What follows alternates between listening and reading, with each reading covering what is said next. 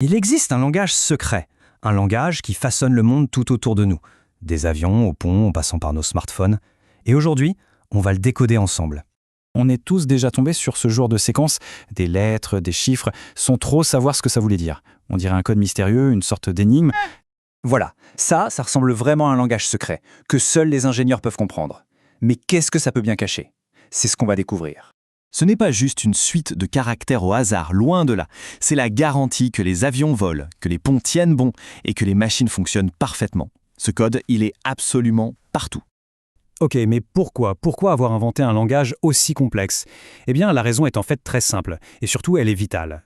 Pour fabriquer n'importe quelle pièce, il faut 3 infos clés.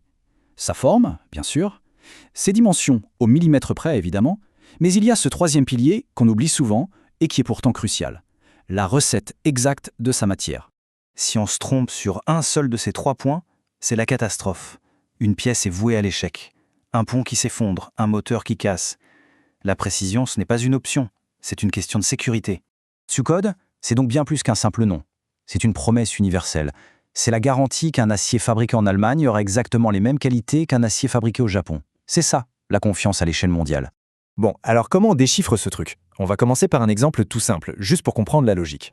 Prenons celui-là, S235. C'est un des codes les plus courants dans le monde de la construction.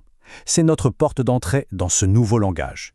En fait, la logique est assez simple. Le S nous dit à quoi il sert, c'est un acier de structure. Et le 235, eh bien ça, c'est sa limite d'élasticité. En gros, c'est une mesure de sa force, sa capacité à résister avant de plier pour de bon.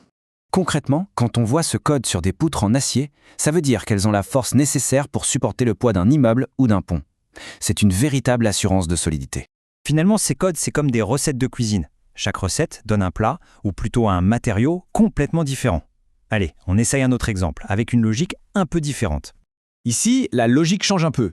Le C, ça nous indique qu'on se base sur la chimie, et surtout sur le carbone. Et le 55, c'est juste le pourcentage de carbone multiplié par 100. Donc 0,55% de carbone. Simple, non? Ok, maintenant qu'on a compris les deux logiques de base, l'une par l'usage, l'autre par la composition, il est temps de revenir à notre mystère du début. On a toutes les pièces du puzzle en main maintenant. Il ne reste plus qu'à les assembler. Le revoilà, ce fameux code qui semblait si impénétrable au début. Mais maintenant, on a les clés pour le comprendre. Allez, on le décortique ensemble, étape par étape. Le X, ça nous dit que c'est un acier spécial, fortement allié.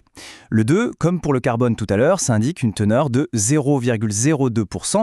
Et ensuite, les symboles chimiques entrent en jeu, Cr19 pour 19% de chrome et Ni11 pour 11% de nickel.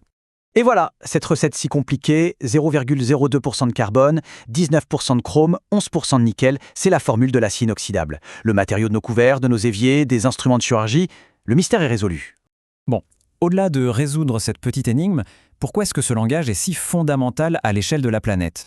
Grâce à ces normes, un ingénieur en France peut concevoir une pièce qui sera fabriquée au Japon avec de l'acier qui vient d'Allemagne et avoir la certitude absolue que le matériau final aura les bonnes propriétés. C'est la base de l'ingénierie moderne. Parce que le choix du matériau, qui est guidé par ces codes, a un impact énorme sur le produit final. On ne choisit jamais une recette au hasard. Il suffit de regarder ces 2 exemples. Pour une pièce de fusée, on veut de la légèreté et une résistance à des chaleurs extrêmes. Pour un tuyau de chauffage, on veut qu'il conduise bien la chaleur et qu'il dure des dizaines d'années. À chaque application, sa recette.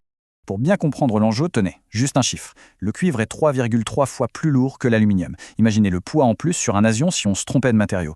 Ces codes nous empêchent de faire des erreurs qui pourraient être fatales. Ce langage des matériaux, ce n'est qu'un exemple parmi tant d'autres. Alors la prochaine fois que l'on tombe sur une suite de caractères un peu étranges, il faut se demander, quel autre code secret est en train de se cacher juste sous nos yeux?